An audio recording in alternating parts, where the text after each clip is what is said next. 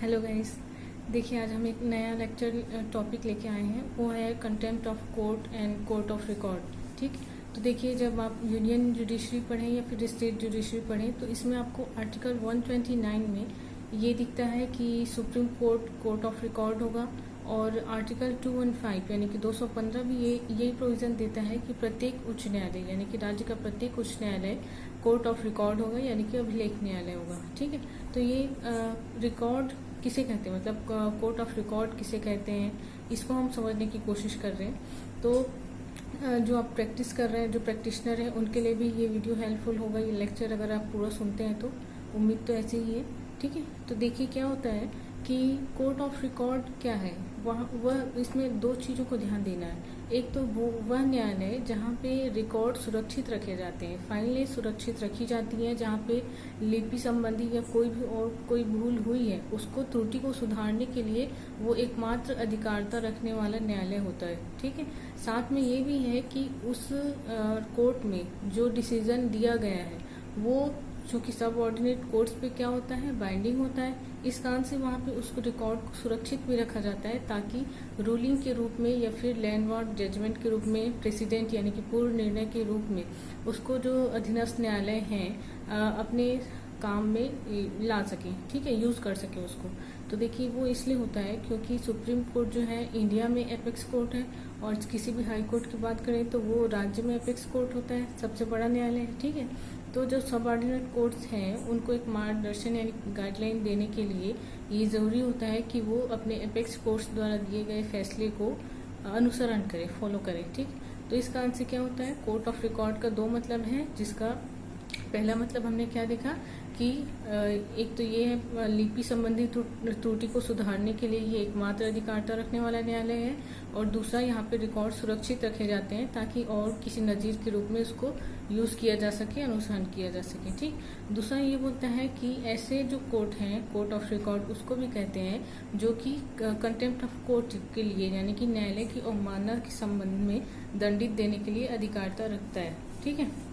तो इसका क्या मतलब होता है, देखिए, न्यायालय की अवमानना की जब हम बात करते हैं तो वो दो तरीके से होता है। ठीक। एक तो सिविल कंटेम्प्ट ऑफ कोर्ट होता है, दूसरा क्रिमिनल कंटेम्प्ट ऑफ कोर्ट। ठीक। कहने का मतलब सिविल नेचर का भी होता है और क्रिमिनल यानी कि आपराधिक नेचर का भी होता है। तो इसको हम समझने की कोशिश करते हैं। तो देखिए, 1971 का एक एक्ट ही है इसके लिए, तो कंटेम्प्ट ऑफ कोर्ट एक्ट यानी कि न्यायालय अवमानना अधिनियम 1971। इसमें टोटल 24 सेक्शन ही है, लेकिन हम इस स्पेशल प्रोविजंस जो हैं इसके उनको या फिर समझिए इनकी कैरेक्टरिस्टिक्स को ही हम थोड़ा डिस्कस कर रहे हैं यहाँ पे।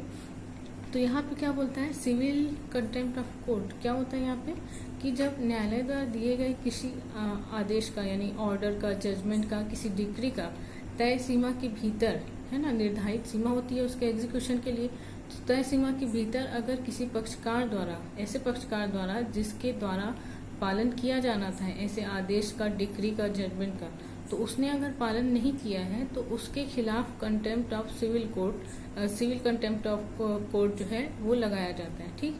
तो अब कौन लगाता है ये भी देख लेते हैं। तो देखिए, एक एग्जांपल देखते हैं पहले हम।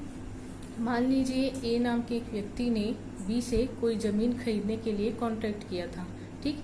अब ए ने कॉन्ट्रैक्ट किया है तो ए ने पूरे की पूरी रकम उसको दे दी है जितने में जो सौदा है वो तय हुआ था।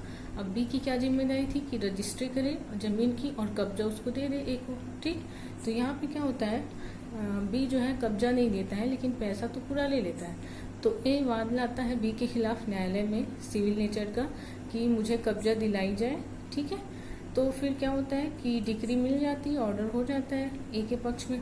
अब बी के लिए ये डिक्री किस रूप में आई, एक पालन के रूप में आई कि तय सीमा के भीतर वो एग्जीक्यूशन करे और ए को कब्जा दे दे। ठीक।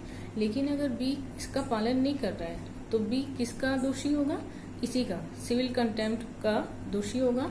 और इसका फिर कार्रवाई कैसा स्टार्ट होगा कि ए जो है वो न्यायालय में इसके लिए एक आवेदन लाएगा, न्यायालय के संज्ञान में लाएगा कि माननीय न्यायालय के द्वारा जो आदेश दिया गया था उसकी अवहेलना की गई है। तो फिर ऐसी कंडीशन में क्या होगा कि जो दोषी था, बी दोषी है यहाँ पे। ठीक है। तो ऐसी कंडीशन में न्यायालय उसको नोटिस जारी करेगी, कारण बताओ नोटिस जारी करेगी कि क्यों आपके द्वारा पालन नहीं किया गया है इसका, और अगर पालन न करने के लिए या कोई चूक भूल होने के लिए वो कोई युक्ति संगत आधार या कारण बता देता है, तो ऐसी कंडीशन में न्यायालय उसको क्षमा कर सकती है। और अगर कोई ऐसा कारण वो नहीं बता पाता है, स्पष्टीकरण नहीं दे पाता है, तो ऐसी कंडीशन में फिर कार्रवाई शुरू की जाएगी कंटेम्प्ट ऑफ कोर्ट की। ठीक है, और ऐसी कंडीशन में ये मामला जो है, एक तो लिमिटेशन भी हमको ध्यान देना है कि कंटेम्प्ट ऑफ कोर्ट के लिए जो वाद है, जो भी आवेदन है, वो 1 साल के भीतर ही लाया जा सकेगा। ठीक है, जैसे हमने दोनों नेचर देखा, या तो सिविल कंटेम्प्ट ऑफ कोर्ट हो या क्रिमिनल कंटेम्प्ट ऑफ कोर्ट हो, 1 साल के भीतर ही लाना है। वो 1 साल का कैलकुलेशन किस दिन से होगा, जब या तो न्यायालय के संज्ञान में मामला है, या फिर उस दिन से जिस दिन कोई ऐसा चीज हुआ था। ठीक है, तो जिस दिन ऑर्डर हुआ उस दिन से उसके लिए कैलकुलेशन स्टार्ट हो जाएगा, क्योंकि उसने न्यायालय की अवमानना की थी, न्यायालय की अवमानना की थी, तय सीमा के भीतर उसने ऑर्डर का एग्जीक्यूशन नहीं किया था। ठीक है, अब क्या होता है, देखिए क्रिमिनल कंटेम्प्ट ऑफ कोर्ट क्या होता है, ये ऐसी चीज है जिसमें कि न्यायालय के या तो मौखिक रूप से, ठीक है, यानी कि आमने सामने मौखिक रूप से, या फिर लिखित रूप से, या फिर अपने हाव भाव आचरण और किसी प्रकार से न्यायालय के क्षेत्राधिकार पे प्रश्न उठाया जाता है। कोई ऐसी चीज की जाती है जिससे कि न्यायालय की गरिमा भंग हो, ठीक है, धूमिल हो। जैसे हम कई बार सुनते हैं कि जज के ऊपर जूता फेंक दिया गया, स्याही फेंक दी गई, या कोई ऐसी कंडीशन की गाली गलौज कर दी गई, ऐसा कुछ भी, जैसे कि ठीक है, तो ऐसे कंडीशन में क्या होता है, इसको हम क्रिमिनल नेचर का मानते हैं। ठीक है, क्योंकि ये किसी आदेश वगैरह के निष्पादन में, आदेश के पालन न करने में नहीं हुआ है। ठीक है, तो ये चीज क्या होती है, क्रिमिनल नेचर होगा। जुरिस्डिक्शन पे सवाल उठाई जा रही है। ठीक, कहने का मतलब अगर किसी न्यायालय में कोई मामला चल रहा है या उसके द्वारा कोई आदेश दिया जा रहा है, उसको पालन न करके और किसी तरीके से ये बोला जा रहा है कि आपको तो सुनवाई करने का अधिकार ही नहीं था। ठीक, जैसे कई बार होता भी है, जैसे कोई न्यूली अपॉइंटेड कोई जज है, या फिर आप रेवेन्यू कोर्ट्स में देख लीजिए, नायब तहसीलदार वगैरह हैं, तो इनकी जब नियुक्ति की जाती है तो वो क्या है, प्रोबेशन पीरियड में होते हैं। तो एक जूनियर के तौर पे वो जब अपने ऐसे पीरियड में रहते हैं जब वो सीख रहे हैं, लर्निंग पीरियड में रहते हैं, तो वैसी कंडीशन में क्या है, जब उनको ठीक से प्रोसीजरल नॉलेज नहीं है, तो उस टाइम पे कोई भी आके अगर उनको ऐसा कुछ बोल देता है कि आपको तो ये मामला सुनना ही नहीं चाहिए था, आपको अभी जानकारी ही नहीं है प्रोसीजर कैसे होता है, ये सारी चीजें, जबकि जो पीठासीन अधिकारी है, जो जज है, जज की कुर्सी में बैठा हुआ है, वो अपना प्रोसीजर सही तरीके से फॉलो भी कर रहा है। ठीक, तो ऐसी कंडीशन में हम क्रिमिनल कंटेम्प्ट ऑफ कोर्ट के लिए मामला चला सकते हैं। ठीक है, अब इसमें देखिए, जो सिविल कंटेम्प्ट ऑफ कोर्ट था उसमें मामला कैसे प्रारंभ हुआ था, जो पीड़ित पक्षकार है उसके आवेदन के द्वारा। ठीक है, लेकिन क्रिमिनल नेचर का जब रहेगा कंटेम्प्ट ऑफ कोर्ट, तो वो कब स्टार्ट होगा, या तो न्यायालय स्व प्रेरणा से स्टार्ट कर सकता है। ठीक, या तो ऐसी कंडीशन अगर हाई कोर्ट में हो रहा है कंटेम्प्ट ऑफ कोर्ट का मामला, तो फिर ऐसी कंडीशन में एडवोकेट जनरल, जो हम इससे पहले पढ़ चुके हैं, एडवोकेट जनरल या तो स्वयं आवेदन लाएगा, या फिर अगर सुप्रीम कोर्ट में ये मामला चल रहा है तो वहाँ पे अटॉर्नी जनरल स्वयं आवेदन लाएगा इस चीज का।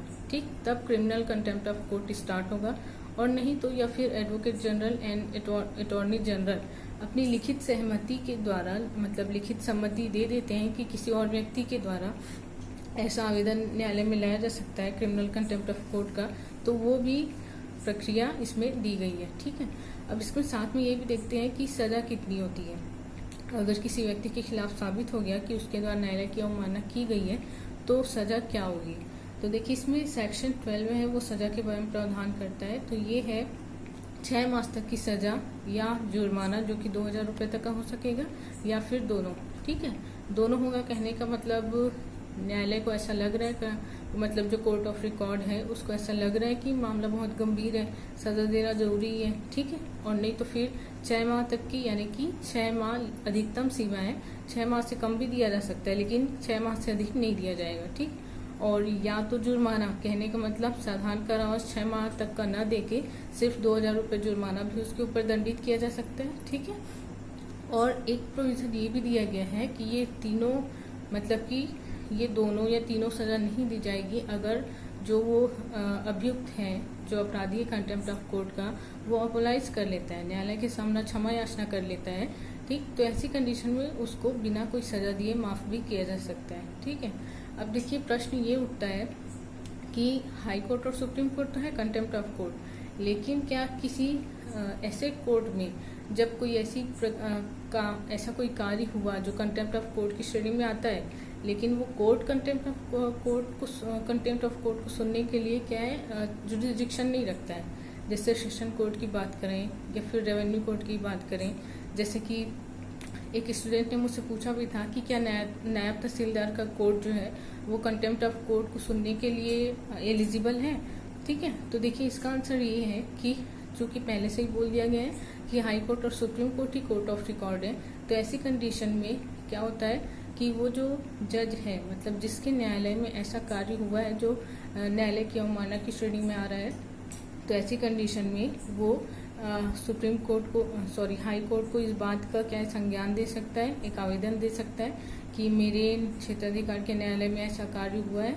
ठीक है, तो उसमें फिर हाई कोर्ट ही जो है कंटेम्प्ट ऑफ कोर्ट का मामला आगे चलाएगा, कार्रवाई करेगा, जो संबंधित व्यक्ति है उसको नोटिस भेजा जाएगा। ठीक है, अब देखिए बात ये उठती है कि किसी व्यक्ति को तो दंडित किया जा सकता है कंटेम्प्ट ऑफ कोर्ट के लिए, लेकिन क्या किसी न्यायालय को दंडित किया जा सकता है? न्यायालय मतलब कि जो पीठासीन अधिकारी है, अगर उसके द्वारा कोई ऐसी प्रक्रिया का मतलब उल्लंघन किया गया, फॉलो नहीं किया गया, या किसी और न्यायालय के क्षेत्राधिकार पे कोई सवाल उठाया गया, जैसा हम दोनों मतलब सिविल और क्रिमिनल वाले कंटेम्प्ट ऑफ कोर्ट में हमने देखा है, परिभाषित किया है, तो वैसा कार्य अगर किसी न्यायालय के द्वारा भी होता है तो सेक्शन 16 ये बोलता है कि एक सामान्य व्यक्ति के विरुद्ध जैसा प्रक्रिया चलाया जा सकता है, वैसा ही एक न्यायाधीश के खिलाफ भी चलाया जा सकता है। ठीक है, इसके साथ ही ये भी ध्यान देना है कि 1 साल के भीतर ही कार्रवाई की जाएगी।